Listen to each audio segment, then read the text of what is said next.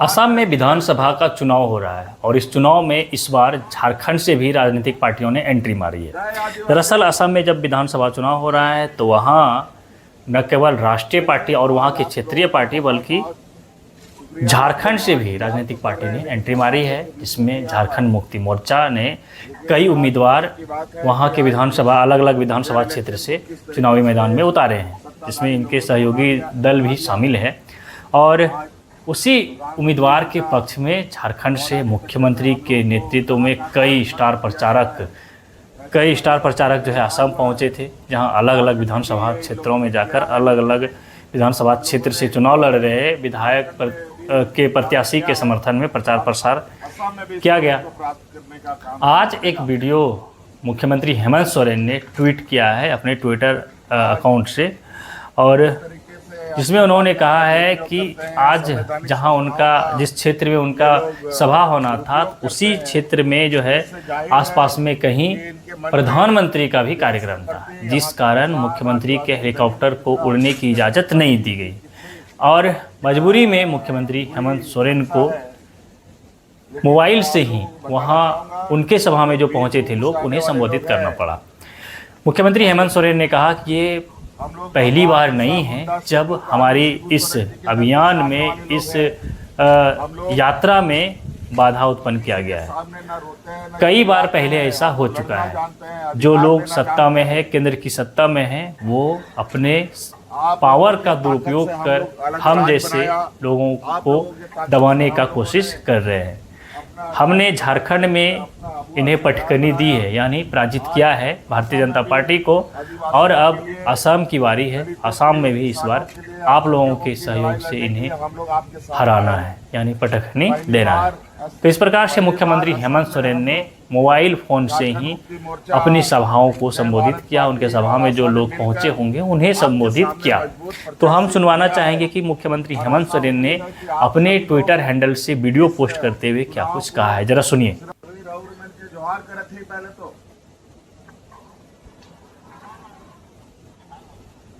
जय आदिवासी।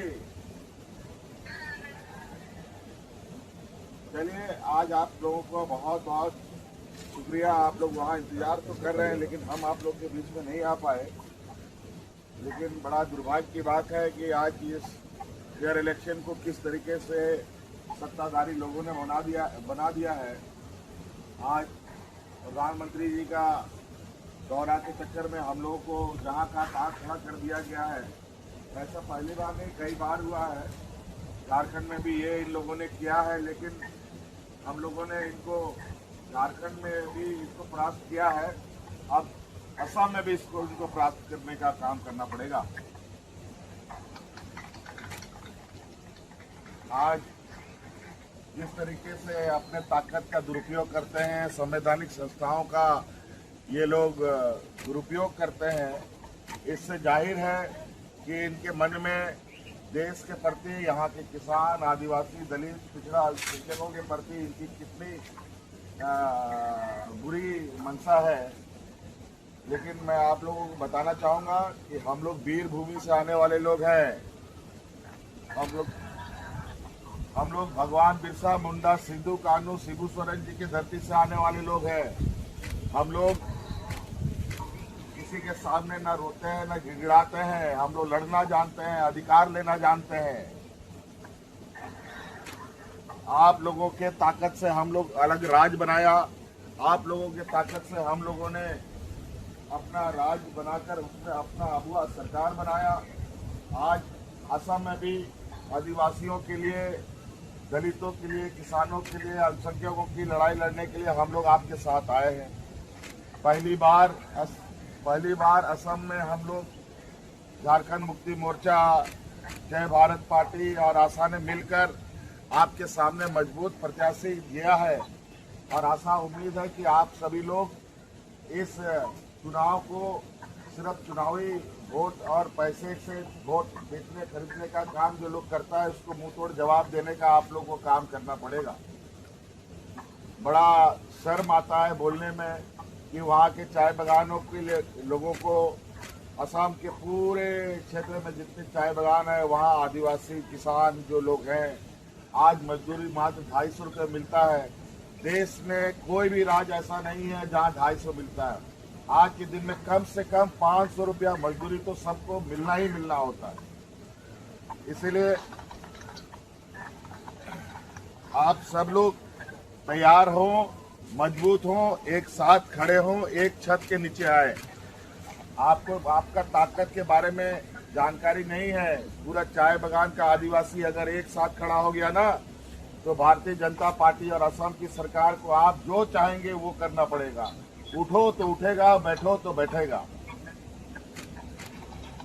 तो इसलिए हम तो बहुत दूर अभी आपको फोन से बात कर रहे हैं, लेकिन आप लोग इस छोटे से संदेश को बड़ा समझने का प्रयास कीजिए, क्योंकि अब वो राजनीतिक नहीं है जिस तरीके से पहले की राजनीति होती थी।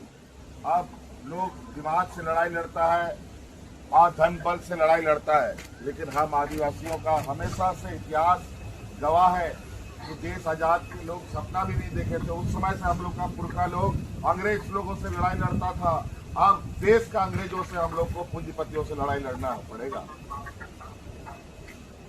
आप सभी लोग 9 तारीख को चुनाव है, एकजुट होकर एक प्लेटफॉर्म में आकर के झारखंड मुक्ति मोर्चा और जय भारत और आसक को मजबूत करना पड़ेगा, ताकि आने वाले समय में आपके हक अधिकार की लड़ाई हम लोग मजबूती से लड़ सकें। हम बहुत यहाँ नहीं आप लोग के बीच में पहुँच पा रहे हैं। हमको इतना तकलीफ हो रहा है, इतना हमको मतलब हम आपको बता नहीं पा रहे हैं कि हमको कैसा यहाँ लग रहा है। और ये हमेशा ऐसे करते हैं जब राजनीतिक प्रचार प्रसार बहुत पीक में होता है, बहुत तेजी से होता है, उसी समय देश के प्रधानमंत्री जी अपना संवैधानिक ताकतों का उपयोग करते हैं और सब लोग जितने भी राजनीतिक दल हैं उनको कमजोर करने का प्रयास होता है। लेकिन इतिहास गवाह है, जब आदिवासी किसान एक हुआ है, देश में बड़ी क्रांति आई है।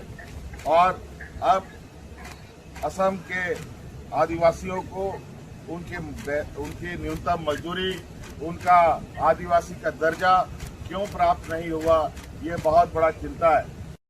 तो आपने सुना कि मुख्यमंत्री हेमंत सोरेन ने क्या कुछ कहा, कैसे उन्होंने कहा कि सत्ता में बैठे लोग उन्हें दबाने का कोशिश कर रहे हैं। और साथ ही असम में जो चाय बागान है जो देश भर में प्रसिद्ध है, तो चाय बागान में जो मज़दूर है वो कहीं ना कहीं झारखंड से जाकर शिफ्ट किए हैं, जिसमें आदिवासियों की संख्या बहुत अधिक है। और उनकी जो मेहनताना है मजदूरी है वो आज के समय में इस ज़माने में जब न्यूनतम मजदूरी कहीं ना कहीं 500 रुपये है, तो वैसे स्थिति में असम में के चाय बागान में काम करने वालों की मजदूरी सिर्फ 250 है। ये हम नहीं कह रहे हैं, मुख्यमंत्री हेमंत सोरेन कह रहे हैं।